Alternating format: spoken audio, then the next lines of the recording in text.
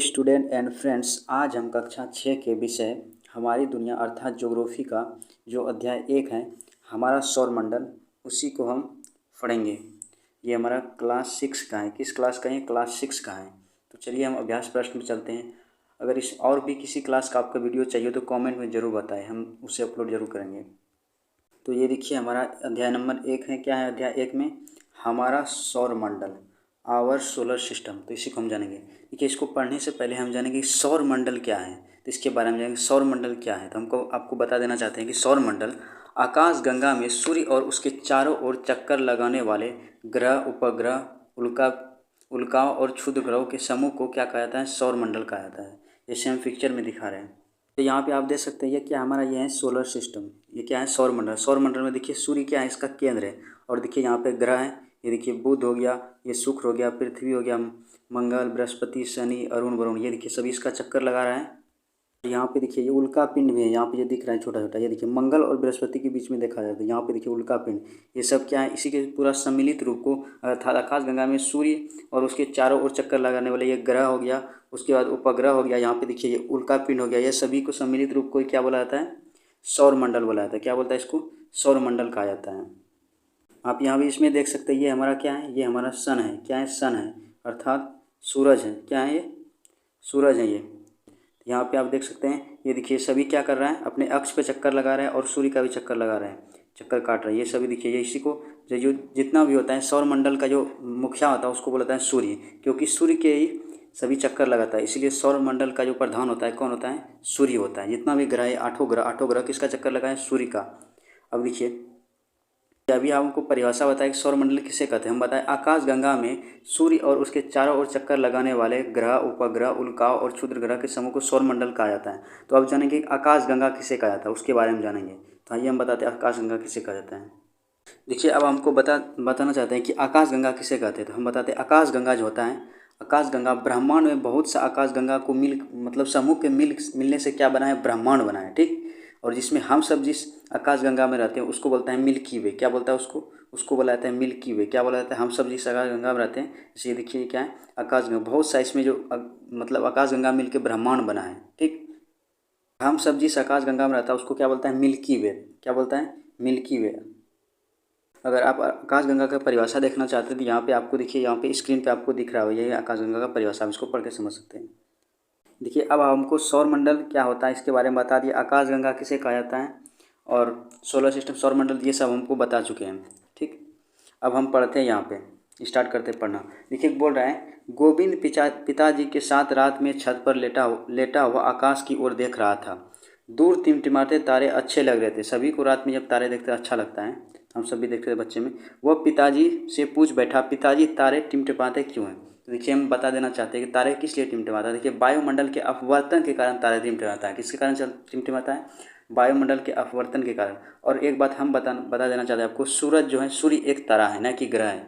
क्या है? सूर्य एक तारा है। आप गड़बड़ में गलती मत मारिएगा। सूर्य क्या है? एक तारा है। ठीक, ना कि ग्रह। क्योंकि तारा उसको बोला जाता है जिसमें अपने प्रकाश हो, उसको तारा बोला जाता है। सूर्य में देखिए प्रकाश है, इसलिए उसको तारा बोला जाता है। पृथ्वी क्या है? ग्रह। पृथ्वी में प्रकाश उत्पन्न नहीं कर सकता है। जब जिस पे हम सब रहते हैं उसको क्या है? पृथ्वी। कुछ तारों में कम तो कुछ ज़्यादा चमक क्यों होती हैं? तो इसके बारे में जानेंगे। देखिए पिताजी बोले आसमान में चांद तारे एक पूरा परिवार होता है। कल हम लोग तारामंडल घूमने चलेंगे। वहाँ पे क्या होगा? तारामंडल में ही दिखाई पता चल जाएगा सभी। ऐसा ही बोल रहा है उसका पिताजी। वही तुम्हारी समझ में सारी बातें आएगी।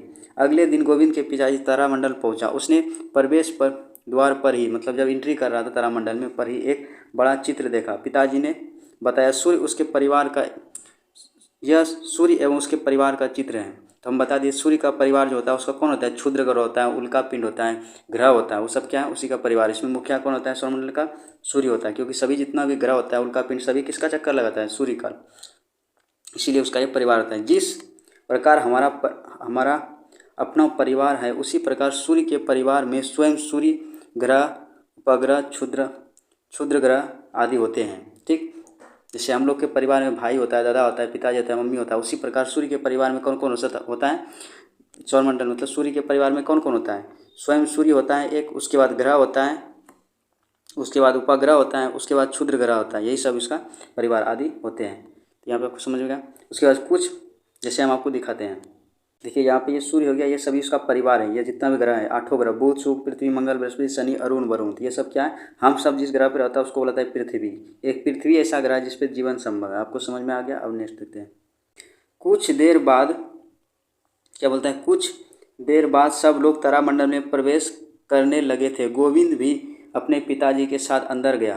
अब नेक्स्ट देखिए क्या होता है। यहाँ पे देखिए सूर्य और उसके परिवार, सूर्य सौर परिवार का मुखिया है, ठीक, क्योंकि जितना भी ग्रह उपग्रह क्षुद्र ग्रह सभी किसका चक्कर लगाता है, सूर्य का, इसीलिए वो मुखिया है। गोल छत के नीचे लगी कुर्सी पर बैठ गए सब। जो तारामंडल के अंदर गया वहाँ पे क्या, वो बैठ गए। थोड़ी देर में उद्घोषक की आवाज़ गूंजी, नमस्कार, तारामंडल में आपका स्वागत है। अभी हम लोग सौरमंडल की सैर पर जाएंगे, मतलब सौरमंडल का देखने के लिए। गोल छतरीनुमा छत पर तारे अंधेरे छा गया, धीरे धीरे अंधेरे छा गया, तारे टिमटिमाने लगे। गोविंद अपनी कुर्सी पर संभल कर बैठ गया। अरे यह क्या, ये तो रात हो गई। तभी आवाज़ गूंज आई, आइए सौरमंडल के मुखिया से मिलती हैं। अर्थात सौरमंडल का मुखिया जो बोल रहा है अर्थात सूर्य से मिलते हैं, क्योंकि सौरमंडल का मुखिया कौन, सूर्य। इतना कहते ही एक दिशा में चमकते हुए सूर्य के दर्शन होने लगे। पूरा हॉल रोशनी से भर उठा। कुछ ने तो तालियां भी बजा दी। उद्घोषक की आवाज़ गूंजी, सूर्य सौर परिवार का मुखिया है, यह परिवार का सबसे बड़ा एवं प्रमुख सदस्य है, क्योंकि जितना भी उपग्रह सब उसका चक्कर लगाता है। सौर परिवार का सभी सदस्य प्राय इसके प्रकाश से ही प्रकाशित होता है, क्योंकि बताया सूर्य एक तारा है और उसी से प्रकाश से जितना और उपग्रह जो तारा होता है उसको क्या होता है, अपना खुद का प्रकाश होता है, इसलिए सूर्य का अपना प्रकाश है। जितना भी उसका 8 ग्रह है उसी से चमकता है वो, ठीक, प्रकाशित होते हैं। दूरबीन से देखने पर सूर्य की सतह से उठती हुई आँख की लपेट दिखाई देते हैं। इसे सौर ज्वाला कहा जाता है। क्या कहलाता है, सोलर स्पॉट। क्या बोलता है, सोलर स्पॉट। सूर्य का जो ज्वाला होता है उसको क्या बोलता है, फोटोस्फेयर, उसको सूर्य सौर ज्वाला कहा जाता है। जो उससे हमको प्रकाश दिखता है जलता हुआ, उसको क्या बोलता है, सौर ज्वाला, सौर प्रज्वलन कहते हैं, ठीक। हमारी पृथ्वी से सूर्य कई गुना बड़ा है। अगर हम सूर्य को क्रिकेट की गेंद माने तो पृथ्वी राई के दाने के बराबर है। अर्थात जो पृथ्वी क्रिकेट का गेंद कितना बड़ा है, इतना, उसके बाद रुई का दाना कितना होता है, इतना छोटा। आप सोच लीजिए कितना बड़ा है, कौन, सूर्य, पृथ्वी से इतना सा पृथ्वी, और देखिए सूर्य कितना बड़ा है, आप सोच लीजिए कितना बड़ा है। ग्रहों से परिचय, देखिए परिचय मतलब होता है उसके बारे में जानना, परिचय कराना मतलब उसके बारे में जानना। अब क्या पढ़ेंगे, ग्रहों से परिचय। हम बताए थे ग्रह कितना है, 8 है, तो जानेंगे पहले। सूर्य से थोड़ी ही दूरी पर एक गोल उभरा हुआ आकार में सूर्य से छोटा था। गोविंद पिताजी से पूछा, पिताजी ये क्या चमकने लगा। इतने में कुछ और गोले उभरे और सूर्य के चारों ओर चक्कर लगाने लगे। उद्घोषक की आवाज़ गूंजी, ये 8 गोले सौर परिवार का सदस्य हैं। 8 गोले मतलब 8 ग्रह जो दिखाए, इन्हें ग्रह कहते हैं। इन्हें स्वयं प्रकाश नहीं होते हैं। बताए थे ग्रह को स्वयं अपना प्रकाश नहीं होता है, वह सूर्य के प्रकाश से ही चमकता है। यह सूर्य के प्रकाश से प्रकाशित होते हैं। एक तीर का चिन्ह बारी बारी से सभी ग्रह पर जाने लगा। उद्घोषक ने उसका नाम बताया, क्या क्या, बुध शुक्र पृथ्वी मंगल बृहस्पति शनि अरुण वरुण, तो 8 ग्रहों का नाम बताया। जैसे यहाँ पे भी दिया हुआ है, आप देख सकते हैं। यहाँ पे देखिए सूर्य है, उसके बाद बुध हो गया, उसके बाद शुक्र हो गया, उसके बाद पृथ्वी हो गया, उसके बाद मंगल हो गया, उसके बाद बृहस्पति हो गया, उसके बाद शनि हो गया, उसके बाद अरुण हो गया, उसके बाद वरुण हो गया।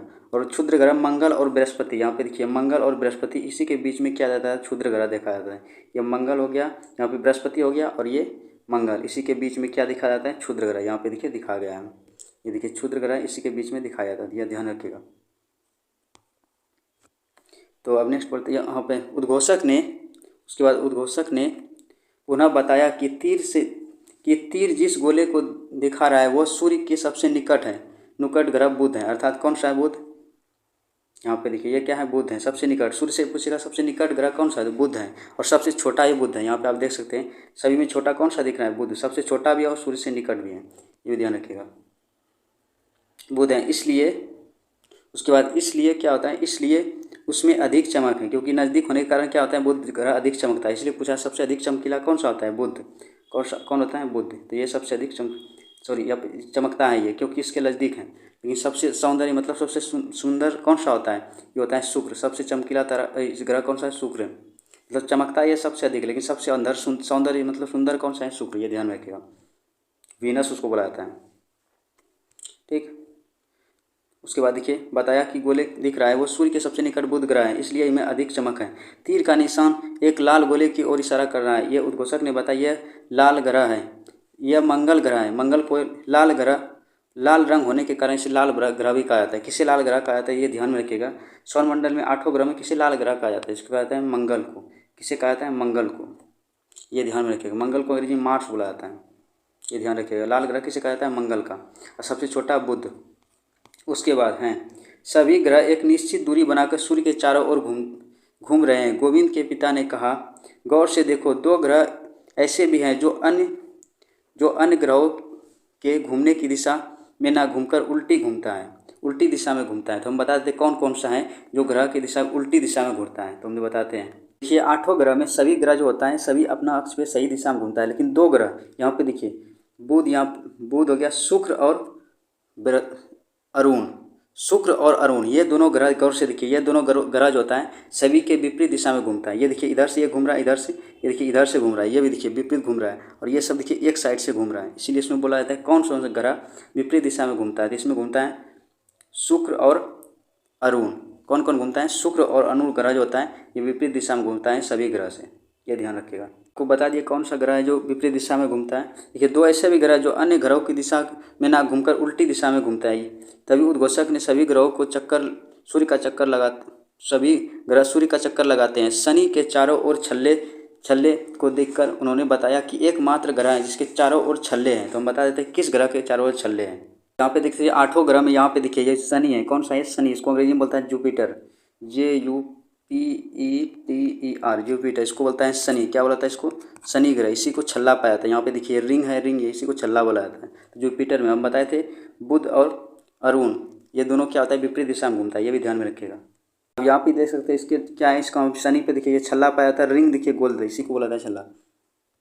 यहाँ पे लिखा शनि के चारों ओर छल्ले दिखाकर उन्होंने बताया एकमात्र ग्रह जिसके चारों ओर छल्ले हैं प्लूटो, जिसकी गणना पहले ग्रह के रूप में होती थी, अब यह क्षुद्र ग्रह की संज्ञा दे दी है। जो प्लूटो था पहले 9 ग्रह था, जो प्लूटो था वो क्या होता था? वरुण के कक्षा में ये प्रवेश कर जाता था। इसीलिए इसका अपना मार्ग नहीं होने के कारण क्या कर दिया उसको, प्लूटो क्या करता था, यहाँ पे जो नेपच्यून जो दिख रहा है वरुण, इसी के पक्ष मतलब ये जो इसका रास्ता है इसी के रास्ते में वो आ जाता है। इसीलिए वो क्या किया, उसका ग्रह के श्रेणी से उसको हटा दिया गया, क्योंकि उसका इसी के मार्ग पे चला जाता है। किसके मार्ग पे? वरुण पे। इसीलिए उसको हटा दिया गया। अब कितना ग्रह बचा है वर्तमान में? तो 8 बचा है। कितना? पहले 9 था, ये ध्यान में रखिएगा।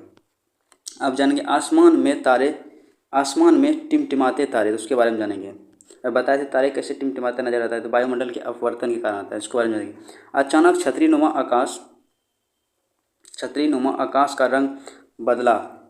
अब सूर्य के चारों ओर तारे टिमटिमाने लगे। गोविंद यह देखकर दंग हो गए। तभी आवाज़ गूंजी, तारे का अपना प्रकाश होता है। क्योंकि बताए सूर्य एक तारा है जो अपना प्रकाश होता है, उससे पृथ्वी पर भी जो हम सब रहते हैं जिस ग्रह पर, उसको बोलता है पृथ्वी पर भी उसी का प्रकाश से यहाँ प्रकाशित होता है। चूँकि ये तारे हमें काफ़ी दूर हैं, इसलिए तारे हमें क्या होता है, इसलिए हमें टिमटिमाते नजर आता है, क्योंकि हमसे तारे जो बहुत दूर हैं इसीलिए उसका प्रकाश भी उतना अच्छा से नहीं आ सकता। लेकिन सूर्य हमारे बहुत ही नज़दीक है, इसीलिए उसका प्रकाश भी अच्छा से आता है और धूप भी, ऊर्जा भी। ठीक। अब गोविंद को अपने प्रश्न का उत्तर मिल चुका था।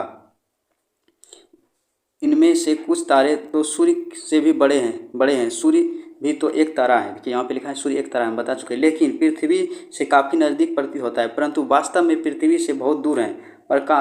इसका प्रकाश हम तक 8 मिनट में पहुँचता है। कितना मिनट? 8 मिनट में पहुँचता है। अर्थात ये भी ध्यान रखिएगा। अब आपको पूछेगा कि सूर्य का प्रकाश पृथ्वी पहुँचने में कितना मिनट लगता है, तो 8 मिनट लगता है। कितना लगता है? 8 मिनट।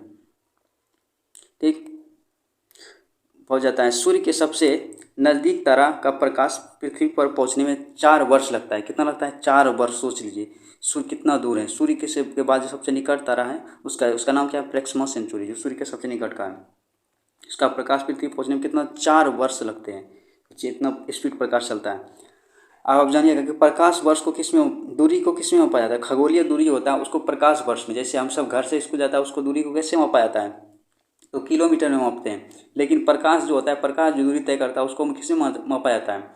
सूर्य जो प्रकाश सब जो दूरी तय करता है उसको प्रकाश वर्ष में मापा जाता है, ये ध्यान में रखिएगा। देखिए प्रकाश की गति ज्ञात कर पृथ्वी व सूर्य के बीच की दूरी का अनुमान लगाएं। देखिए, सूर्य और पृथ्वी के सबसे नज़दीक के आकाशीय पिंडों का नाम लिखिए, नाम पता कीजिए। अब देखिए, पृथ्वी हम बताए थे सूर्य और पृथ्वी के सूर्य के सबसे निकट का तारा कौन सा है, प्रैक्समा सूची रहे हो। पृथ्वी के सबसे निकट कौन सा है, तो बताए थे पृथ्वी के सबसे निकट कौन सा ग्रह है। तो यहाँ पे देखिए एक उपग्रह देखिएगा तो चंद्रमा, पृथ्वी का उपग्रह कौन सा है, चंद्रमा। तो यहाँ पे देखिए पृथ्वी का एक चंद्रमा हो जाएगा, उसके नज़दीक में कौन सा हो जाएगा, शुक्र हो जाएगा, फिर उसके नज़दीक में कौन होगा, मंगल हो जाएगा। तो ये सब है। अब देखिए यहाँ पे बोला है पृथ्वी हमारा घर, क्योंकि हम सब किस पे निवास करते हैं, पृथ्वी पे करते हैं। देखिए ये है हमारा पृथ्वी, क्या है पृथ्वी। देखिए ये अपने अक्ष पे ये क्या कर रहा है, घूमरण कर रहा है अपना अक्ष पे। ये 24 घंटा में पूरा चक्कर लगा देता है, कितना घंटा में, 24 घंटा में। और सूर्य का ये चक्कर कितना दिन में लगाता है, 365 दिन में, तभी मौसम सब परिवर्तन होता है। तो ये ध्यान में रखिएगा। एक ऐसा ही ग्रह है जिसपे जीवन पाया जाता है, ये हमारा क्या है, पृथ्वी। ठीक, यहाँ पे देखिए पृथ्वी हमारा घर। अब गोविंद को तारों का रहस्य समझ में आने लगा था, तभी उद्घोषक ने कहा, चलिए अब अपनी धरती पर चलते हैं। गोविंद चौंका, अरे हम तो धरती पर ही हैं। छतरी नुमा आसमान पर गोल आकृति उभरने लगे, उनमें उसमें कई रंगे धब्बे दिखने लगे। उद्घोषक ने बताया, यही हमारा पृथ्वी है जिस पर हम रहते हैं। यही एकमात्र ग्रह है जहाँ जीवन मिलता है, क्योंकि जहाँ जल एवं जीवन के लिए आवश्यक गैस मौजूद है। अंतरिक्ष में देखने पर पृथ्वी नीली नजर आता है। ऐसा इसलिए क्योंकि वायुमंडल में प्रकाश की किरणें परावर्तित होती हैं और समुद्र की सतह से नीले रंग का परावर्तन सर्वाधिक होता है। और उसमें क्या होता है, क्योंकि इसमें जो नीला रंग का प्रकाश क्यों उसमें मतलब परावर्तित होता है, क्योंकि यहाँ पे जो होता है, क्योंकि पृथ्वी का 71% भूभाग पर जल से घिरा है, इसलिए जल की उपस्थिति के कारण पृथ्वी को क्या बोला जाता है, नीला ग्रह। और 29% स्थल है, तो 71% जल है, 29% स्थल है। इसी के कारण जो पानी होता है उसका रंग कैसा होता है, नीला, इसलिए पृथ्वी को नीला ग्रह कहा जाता है। अब ध्यान में रखिएगा, पृथ्वी को नीला ग्रह क्यों कहा जाता है, क्योंकि जल की उपस्थिति के कारण ही नीला प्रकाश परावर्तित होता है, इसलिए वो नीला दिखाई देता है। अतएव जलीय भाग अधिक रहने के कारण प्रकाश का परावर्तन अधिक होता है नीले रंग का, जिसके कारण ये नीला दिखाई देता है, जिसे हम दिखा देते हैं पिक्चर में। देखिए यहाँ पे आपको क्या दिख रहा है, नीला दिख रहा है। नीला दिख रहा है क्यों, क्योंकि यहाँ पर क्या है, फिर पानी बहुत ज़्यादा, ये सब क्या है, पानी वाला भाग है, क्या ये पानी है। इसी के कारण जब ये सूर्य का प्रकाश यहाँ से चलता है, जिसमें परावर्तित होकर नीला दिखाई देता है, क्योंकि यहाँ पे बहुत अधिक 71% जल है। कितना, 71%। जब परावर्तित होता है तो क्या दिखाई देता है, 71% जल ही दिखाई देता है, इसलिए इसको नीला ग्रह बुलाया जाता है। अब ध्यान में रखिएगा, पृथ्वी को नीला ग्रह क्यों बुलाया जाता है, जल की उपस्थिति के कारण। देखिए अभी आपको बताए थे उपग्रह की सर, अभी आपको बताए थे कि ग्रह जो होता है वो सूर्य का चक्कर लगाता है। किसका चक्कर लगाता है, सूर्य का। उसी प्रकार उपग्रह किसका चक्कर लगाता है, ग्रह का। जैसे हम किस पे रहते हैं, पृथ्वी को। पृथ्वी का उपग्रह कौन सा है, चंद्रमा। तो चंद्रमा किसका चक्कर लगाता है, पृथ्वी का। अब उसी के बारे में पढ़ेंगे, उपग्रह की सैर, मतलब उपग्रह के बारे में जानेंगे। देखिए उद्घोषक ने बताया, ग्रहों के अलावा सौर परिवार में उपग्रह भी होते हैं। गोलाकार छत पर सभी ग्रह उभर आए। कुछ ग्रहों के इर्द गिर्द कुछ गोलेदार पिंड घूमते नजर आए और आ रहे। पृथ्वी के चारों ओर भी एक पिंड घूम रहा है। ध्यान से देखिए, एक आवाज़ गूंजी, वही चांद है। तो हम बताए थे कि चांद जो होता है किसका चक्कर, चांद पृथ्वी का उपग्रह है, इसीलिए चांद जो होता है किसका, पृथ्वी का चक्कर लगाता है। ठीक, यह एकमात्र पृथ्वी का उपग्रह कौन सा है, चंद्रमा। कौन सा है, चंद्रमा। यह ध्यान रखिएगा, चंद्रमा पृथ्वी के बहुत नज़दीक होने के कारण इतना बड़ा दिखाई देता है। चंद्रमा का प्रकाश पृथ्वी पर लगभग 1.25 सेकेंड, कितना लगता है, 1.25 सेकेंड, मतलब 1.25 सेकेंड लगता है पहुंचने में। ये ध्यान रखिएगा, सेकेंड में पहुंचता है। चंद्रमा पृथ्वी की परिक्रमा कितने दिन में करता है, 27 दिन में कर देता है। कितना दिन में, 27 दिन। और बताए थे कि चांद जो होता है पृथ्वी का परिक्रमा कितना दिन में करता है, 1 महीना में कर देता है, लगभग 1 महीना में। लेकिन जो पृथ्वी होता है वो सूर्य का परिक्रमा 365 अर्थात 1 साल में करता है। ये ध्यान में रखिएगा, 27 दिन और 8 घंटे में करता है। इसीलिए 4 वर्ष के बाद क्या हो जाता है, यही जुट के लीप ईयर आ जाता है। मतलब लीप ईयर में क्या होता है, ये क्या होता है, लीप ईयर में 300, नॉर्मल जो होता है वर्ष, उसमें 1 साल में कितना दिन का होता है, 365 दिन का। लेकिन जो लीप ईयर रहता है उसमें 366 दिन का हो जाता है। ये कब होता है, 4 साल के बाद। अब इसी को जोड़िएगा तो 4 साल में क्या होता है, 1 दिन बढ़ जाता है, क्योंकि 27 दिन और 8 घंटा जो एक्स्ट्रा होता है, यही बढ़ के 4 दिन उसमें एक्स्ट्रा हो जाता है, जो लीप ईयर में 366 दिन होता है। नॉर्मली क्या होता है, सही महीना, सभी वर्ष क्या होता है, 365 दिन का। ठीक, ये ध्यान में रखिएगा।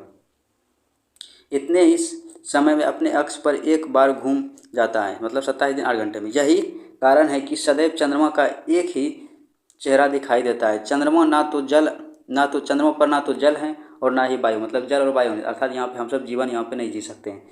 यह दिन में बहुत अधिक गर्म और रात में अधिक ठंडा रहता है।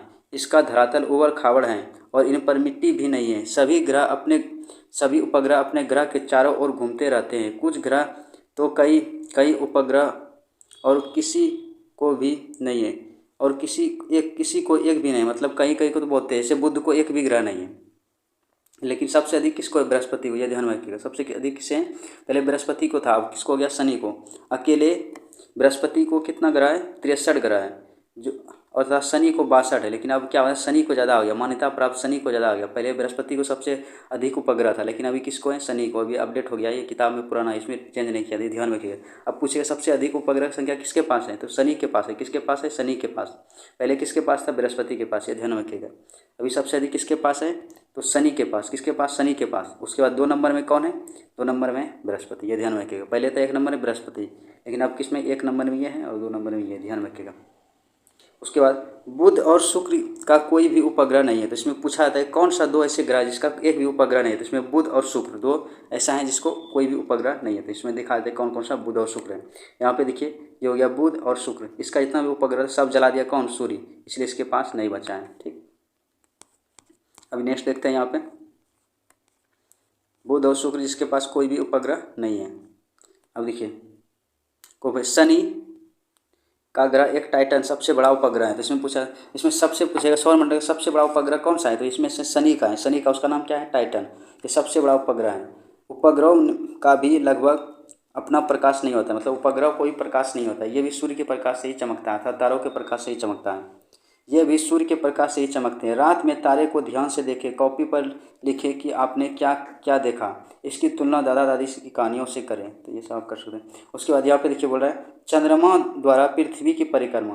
देखिए ये क्या है? पृथ्वी है। इसी का परिक्रमा कौन करता है? चंद्रमा, क्योंकि पृथ्वी का उपग्रह कौन है? चंद्रमा। और सूर्य किसका चक्कर लगाता है? सॉरी, पृथ्वी किसका चक्कर लगाता है? सूर्य का। और पृथ्वी का चक्कर कौन लगाता है? ये लगाता है चंद्रमा। ठीक, ये ध्यान रखें। इसी के साथ उद्घोषक ने सभी दर्शकों को तारामंडल पहुंचकर सौर परिवार की वैज्ञानिक जानकारी प्राप्त करने के लिए धन्यवाद दिया और कहा कि सभी खगोलीय घटनाएं वैज्ञानिक दृष्टि से समझना और जानना चाहिए, न कि परंपरागत विश्वासों से जो समाप्त हुआ सभी लोग बाहर आए। मतलब ये बोल रहा है कि आपको वैज्ञानिक से किसी को भी मतलब विश्वास करना चाहिए, वैज्ञानिक आधार पर। यानी कि आप मतलब ऐसे किसी को मतलब कहने से अंधविश्वास में आपको नहीं रहना चाहिए, ऐसे बोल रहे हैं। ठीक, गोविंद ने उत्साहपूर्वक कहा, आज मैंने नई नई बातें सीखे।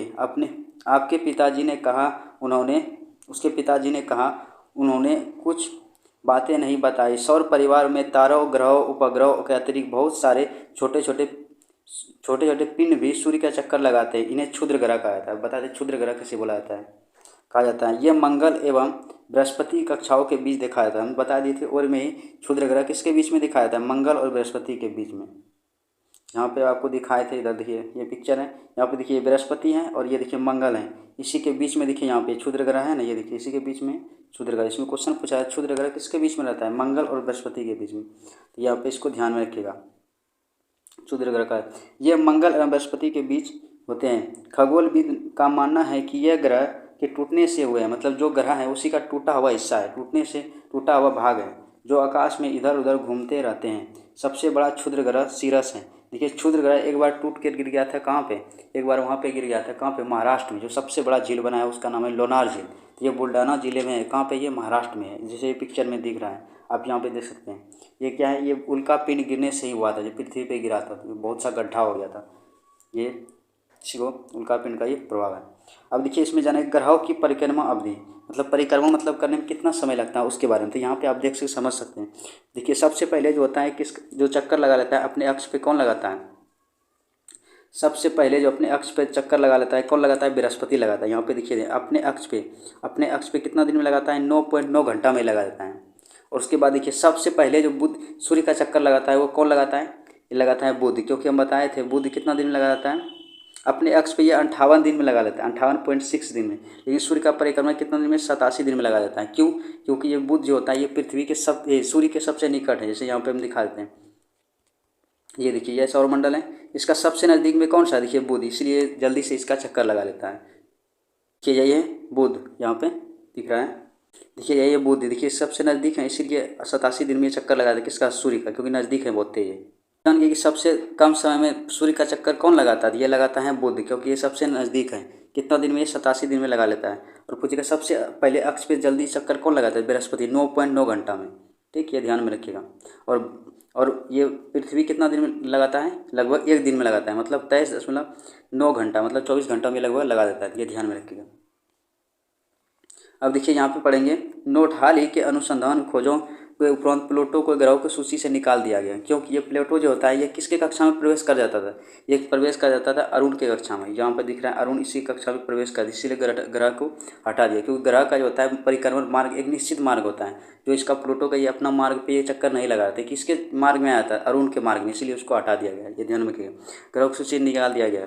कभी कभी आकाश में टूटकर गिरते हुए तारे दिखाई देते हैं। ये तारे नहीं, बल्कि ये पत्थर के छोटे छोटे टुकड़े होते हैं जो सूर्य के चारों ओर चक्कर लगाने वाले पिंडों से टूटकर गिरते हैं। इन्हें उल्का पिंड कहा जाता है। उल्का पिंड कहा जाता है। टूट कर गिरने की प्रक्रिया में वायु के घर्षण के कारण यह गर्म होकर जल जाता है। देखिए जब ये गिरता है तो क्या होता है? हम लोग का जब पृथ्वी के लगभग 600-700 किलोमीटर क्या है? वायुमंडल है। जब वो पूरा स्पीड से आता है तो घर्षण के कारण क्या होता है? आँख पकड़ लेता है। जैसे यहाँ पे ये दिख रहा है, आँख पकड़ने के कारण क्या होता है? वो जल जाता है ऊपर में, जिसके प्रकाश उत्पन्न होता है। और कई बार ये उल्कापिंड पूरी तरह से जले बिना गिर जाता है, और गिरने से क्या होता है? धरातल में गड्ढा हो जाता है। जैसे उधर बताए थे आपको लोनार, महाराष्ट्र में जो लोनार झील का निर्माण हुआ है, उससे क्या है? उल्कापिंड ही गिर गया था पृथ्वी पे। उसके बाद देखेंगे ध्रुव तारा क्या होता है। यह एक स्थिर तारा है। क्या? स्थिर तारा, जो उत्तरी गोलार्ध में पृथ्वी के उत्तरी अक्ष पर अवस्थित है। विषुवत रेखा पर यह कभी भी किसी भी स्थान से देखने पर ध्रुव तारा क्षितिज पर दिखाई पड़ता है। परंतु जो हम ध्रुव की ओर बढ़ते हैं, देखिए ये पृथ्वी का यहाँ पे ये पोल होता है ध्रुव, ये यहाँ पे ये ध्रुव है। जो बढ़ते हैं क्षितिज की ओर, उसकी ऊंचाई बढ़ने लगती है। क्षितिज के से ध्रुव तारे की ऊंचाई जितनी डिग्री होती है, उस स्थान को अक्षांश कहा जाता है। क्या कहा जाता है? अक्षांश। हम बताए थे अक्षांश।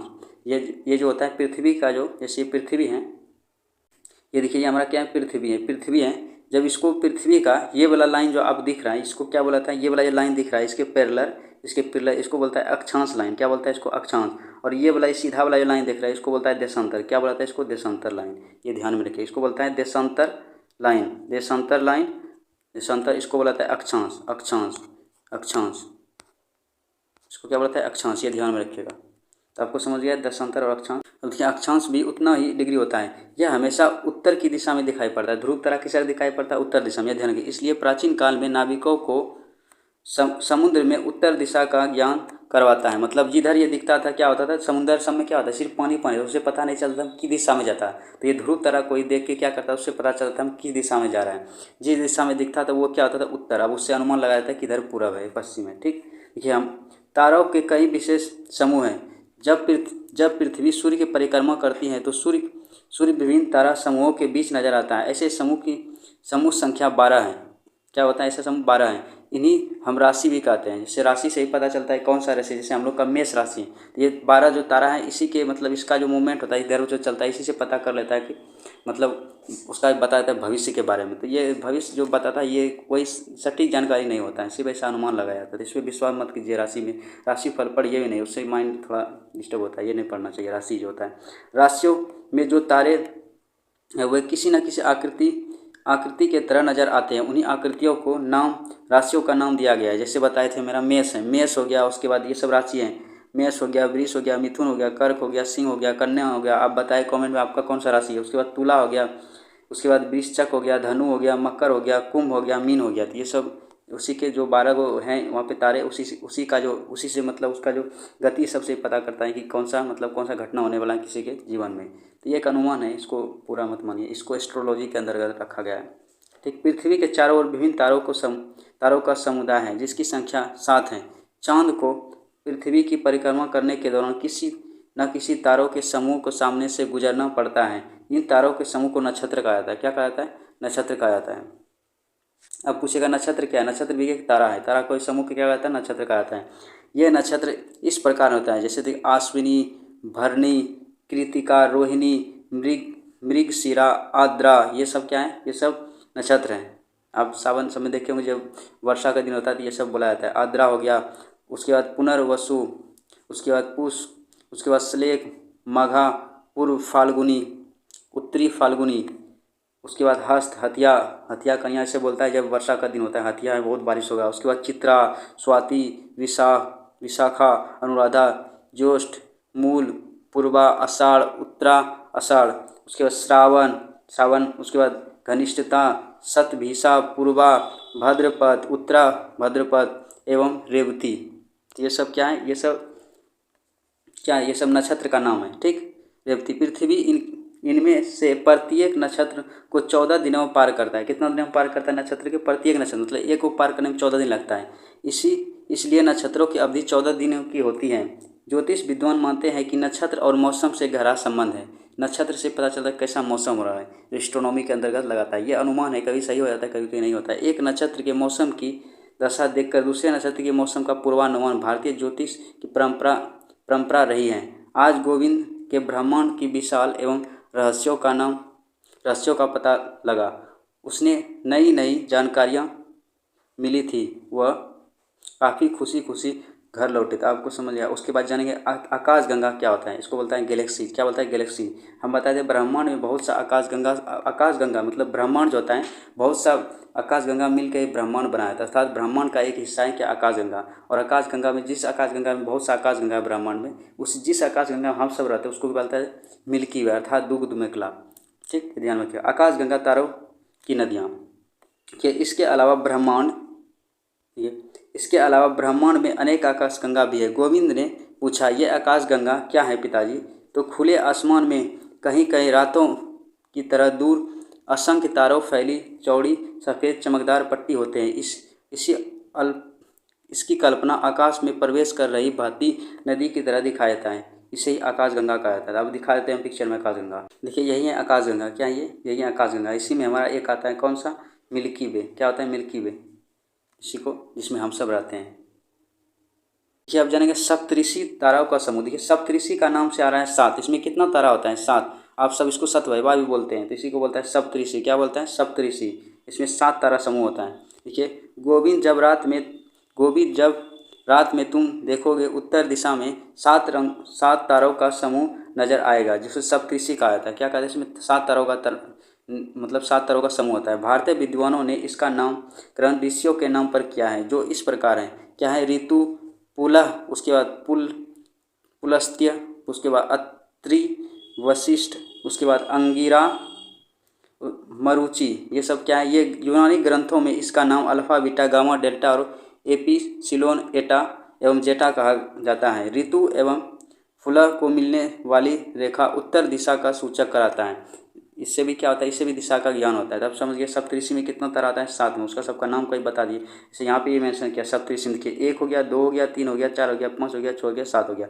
ये हमेशा उत्तर दिशा में होता है। किधर होता है? उत्तर दिशा में। इससे क्या होता है? उत्तर का ज्ञान होता है। जब उत्तर का ज्ञान होता है, इधर पूरब हो गया, पश्चिम, उत्तर, दक्षिण, तो इसे दिशा का ज्ञान हो जाता है।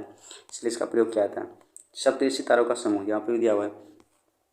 तो यहाँ पे देखिए क्या हमारा यहाँ पे अब ये हमारा अभ्यास जो होता है ये खत्म हो गया, इसका डिटेल वाला वीडियो। अब इसका हम प्रश्न आंसर करा देते हैं। इसका जो अभ्यास प्रश्न है यहाँ पे, अभ्यास प्रश्न 1 नंबर से इसको हम करा देते हैं। राशियों की कुल संख्या कितना है? तो इसमें बताए थे अभी 12 है, तो इसको हम प्रोवाइड करा देते हैं वीडियो।